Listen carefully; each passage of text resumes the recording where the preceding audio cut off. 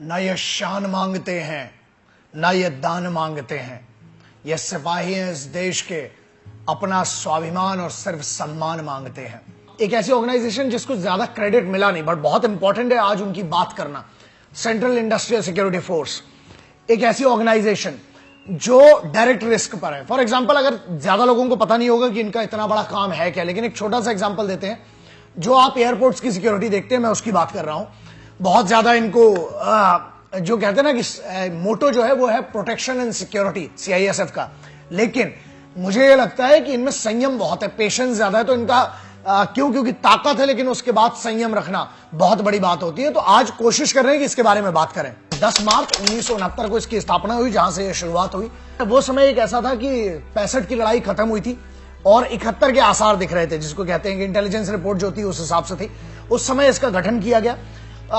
क्या है, ministry of home affairs के अंडर में आती है और एक एक्ट है जिसके अंतर्गत ये पूरी आती है, जिससे ये बंधा हुआ है। Basically this is led by N IPS officer, जिसको डीजी सीआईएसएफ कहते हैं। क्यों इंपॉर्टेंट है, इसका काम क्या है, लोगों को समझना पड़ेगा। लोगों को सिर्फ ये लगता है कि जो गार्ड खड़े हुए हैं इसमें देखिए, आप इसमें अगर आप चाहे एयरपोर्ट की सिक्योरिटी देखें, चाहे इंडस्ट्रीज की देखें, it will be very shocking for few people जिनको ये पता नहीं है। 317 से ज्यादा जो ऑन रिकॉर्ड है इंडस्ट्रीज, सबसे बड़ी बड़ी इंडस्ट्री जो एक्चुअली जो फाइनेंशियल चीजें हैं, जो बड़ी बड़ी इंडस्ट्री जो देश को चला रही हैं, जो फाइनेंस को चला रही हैं, जो ताकत है, रीढ़ की हड्डी, पैसे को चला रही है, वो कहां से आता है? वो इंडस्ट्री से आता है।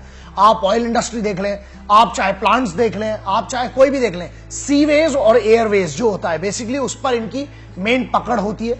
जहां से कोई भी काम गलत ना हो उसके लिए बात करते हैं, उसके लिए मेहनत करते हैं, उसके लिए काम करते हैं। और स्पेशलाइजेशन जिसको हम कहते हैं वो क्या है?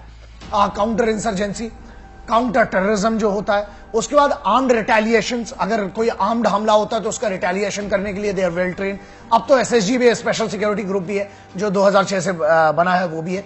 लोगों को लगता है कि सिर्फ हथियार लेके खड़े रहते हैं, लेकिन आपको पता है डायरेक्ट रिस्क है। Because we are talking about the terrorist organizations, ultimately they would always target to attack where the lot of people are gathered.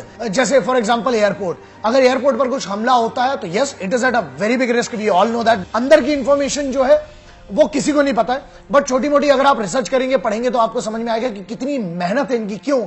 क्योंकि ये ऐसी यूनिट्स हैं जो अपनी पोस्ट को छोड़कर बिल्कुल ही नहीं जा सकते हैं। क्यों?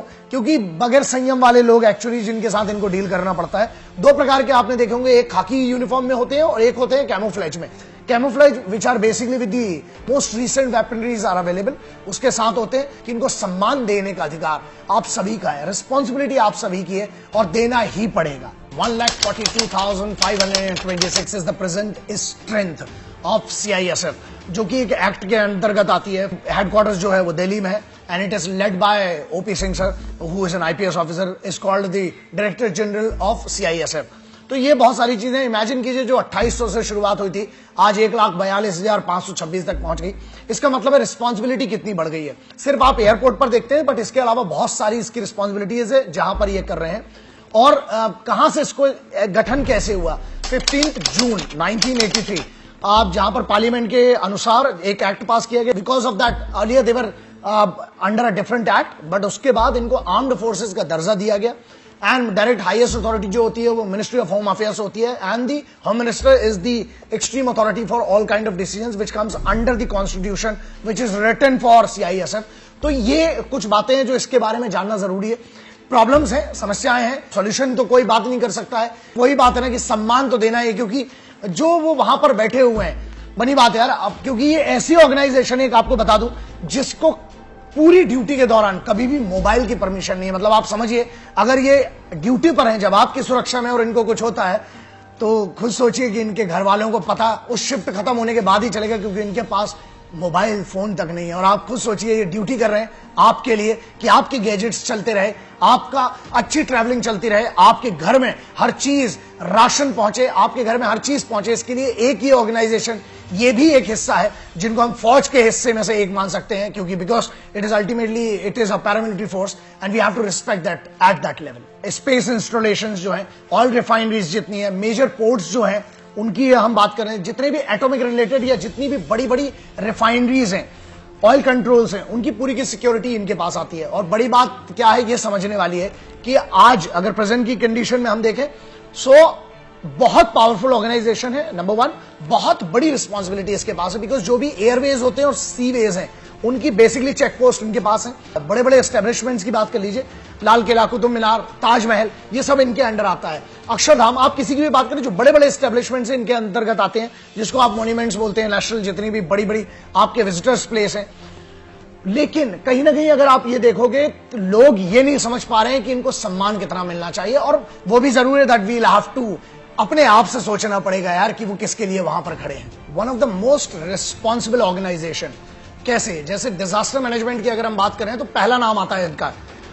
लोग बात बहुत करते हैं सिपाहियों के लिए, जो बोलते हैं ना कि उनके हक में कभी बात नहीं करते हैं। ऐसा है, बड़े बड़े चैनल्स में बैठ के सब जगह जहां की सिक्योरिटी इवन सीआईएसएफ कर रही है, वहां पर बैठकर बुराइयां करते हैं फौजियों की।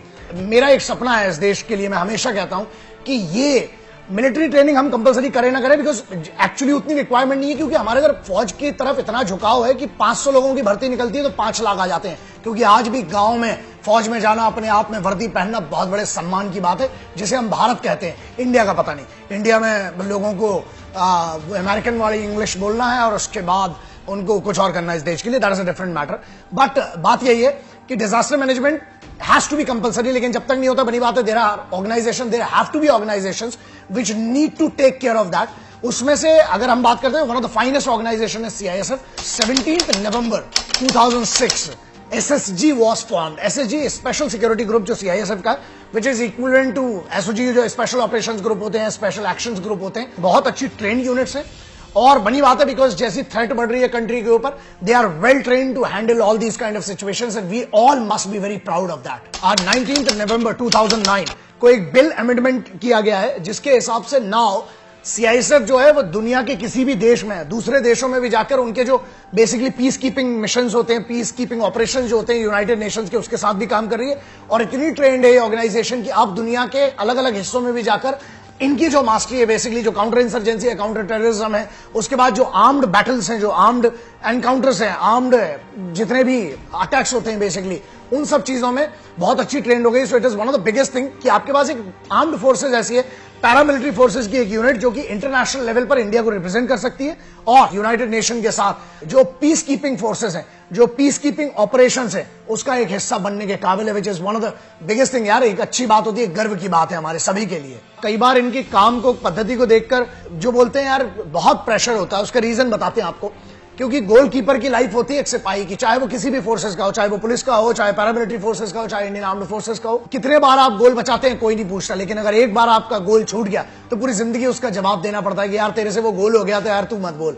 सो the same thing they are dealing with, because जब हम स्पेशली जब हम बात करते हैं ऑयल सेक्टर्स की बात करते हैं, या आप इंडस्ट्री पावर प्लांट्स की बात करते हैं, एटॉमिक सेंटर्स की जो बात करते हैं, प्रॉब्लम यह है कि इतनी बड़ी जगह है कि जहां अगर ब्लास्ट हो जाए तो आपकी स्पाइन, फाइनेंशियल जो हमारी बोन है, वो तोड़ने के चक्कर में, और आप भी जानते हो टेररिस्ट और जो भी प्लानिंग होती है वो बनी बात है ज्यादा से ज्यादा नुकसान करने की कोशिश करते हैं। और उस सिचुएशन में जब हम देखते हैं, जैसे एयरपोर्ट की एक बात बताते हैं, बिकॉज इतना ज्यादा ट्रैवलिंग होता है, सबसे कम संयम वाले लोगों को मैंने एयरपोर्ट पे देखा है। घर से पहली बात तो है अमीरों की औलादें ज्यादा आती हैं, तो पता नहीं ऐसा लगता है जैसे एयरपोर्ट खरीद लिया हो इन लोगों ने। द वे दे बिहेव, अरे जल्दी चलिए, और इतना टाइम क्यों लग रहा है, लाइन में क्यों में नहीं खड़ा होना है, बेटा क्यों में नहीं खड़ा, पैदल निकल जाओ, पापा से बोलो हेलीकॉप्टर और ले ले, डायरेक्ट निकल जाए। समझ में नहीं आता, संयम नहीं है यार। और आप इनसे बोल रहे हो जो आपकी सुरक्षा के लिए कर रहे हैं, कल को एक सेंध लग जाएगी। And listen, for all these guys जिनको बहुत जल्दी होती है ना, एक बात याद रखना, the national security comes first, and they are the defenders there, they are the soldiers, those who are defending the national security, those who are protecting you। उसके बाद आप लोग बड़ा, मैंने कई लोगों को देखा बड़ा पैम्पर करते हैं, और एक मैसेज देना जरूरी है इस वीडियो से कि सीआईएसएफ के जो बंदे हैं इनमें बड़ा संयम होता है। हाँ, क्या बोलते हैं, आप ऐसे बात नहीं कर सकते, ऐसा थप्पड़ दो पड़ेंगे, सब समझ में आ जाएगा आपको। उनको मारने का भी अधिकार है, अरेस्ट करने का भी अधिकार है, और आप मिसबिहेव कर रहे हैं, and there are acts, you can not disturb a person who is in the uniform and who is on duty. बहुत लोगों को देखा है, अरे सर इससे कुछ नहीं होता, उससे कुछ नहीं होता। आपको ज्यादा पता है सिक्योरिटी, आप जरा अपना एक काम करें, फ्लाइट कैंसिल करें और सिक्योरिटी पे बैठ जाए। बट आप लोगों को सलाम है यार दोस्तों, क्योंकि इतना संयम रखना और ऐसे ऐसे लोगों से रोज डील करना, specially the guys those who travel in business class, उनकी एक रिस्पॉन्सिबिलिटी भी होती है। आप अमीर हैं, बनी बात है यार, लेकिन ऐसा है आपकी एक जिम्मेदारी है कि आप एक जिम्मेदार नागरिक पहले बने, उसके बाद अपनी अमीरी दिखाएं। क्यों? क्योंकि कुछ रूल्स आप खुद तोड़ के चले जाते हैं यार। क्यूज आर सेम फॉर एवरीवन, मैं बोलता हूं आप देख लीजिए कहीं पर आपको लाइन में लगना क्यों, मतलब आप विशिष्ट नहीं, आपने सिर्फ पैसा ज्यादा दिया है और आप एक सिपाही से ढंग से बात करें। आप कुछ नहीं कर सकते ना, इनको सम्मान दीजिए, इनकी मदद कीजिए, because that is one of the most important part from your and. आज जो मेरे दोस्त है सीआईएसएफ के, उनके लिए एक संदेश याद रखना दोस्त, मैं कहना चाहता हूं आपसे पर्सनली, ये मेरा वो है कि बनी बात है, समस्याएं हैं, प्रॉब्लम्स है, बहुत सारे इश्यूज हुए हैं छुट्टियों को लेकर, बहुत सारे इश्यूज हुए हैं वर्क प्रेशर को लेकर। आप लोगों के पास बड़ी बात है उतनी फैसिलिटीज नहीं, सरकार अपना काम कर रही है, बिकॉज जितना मैं पढ़ रहा हूं, समझ रहा हूं, रिसर्च कर रहा हूं, अब बहुत सारी चीजें और बेहतर होने वाली हैं। बस इतना याद रखिएगा कि यार कुछ लोगों से हादसे हुए हैं, बीच में कुछ मौतें हो गई हैं, कुछ झगड़ों में हो गई हैं, कुछ सुसाइड भी हुए हैं कुछ बीच में। दोस्त आपने वर्दी पहनी है दोस्त, बहुत सारे लोग आपके साथ देने के लिए तैयार हैं, आपके लिए दुआएं कर रहे हैं। आप सिर्फ इतना कीजिएगा, कोशिश कीजिएगा यार, अपने माँ बाप को याद करिएगा, कभी ऐसा ख्याल आता है तो अपने बच्चों को याद करिएगा, और सिर्फ इतना याद रखना कि अभी बहुत लंबी जिंदगी बाकी है। आप मरिएगा मत, भले ही नौकरी छोड़ दें, बात अलग है दोस्त, क्योंकि आपकी जिंदगी की कीमत ना बहुत बड़ी जो है ना, उसके लिए बहुत लोगों ने आशाएं की हैं, आपसे आशाएं बंधी हुई हैं, परिवार वालों की जिम्मेदारियां।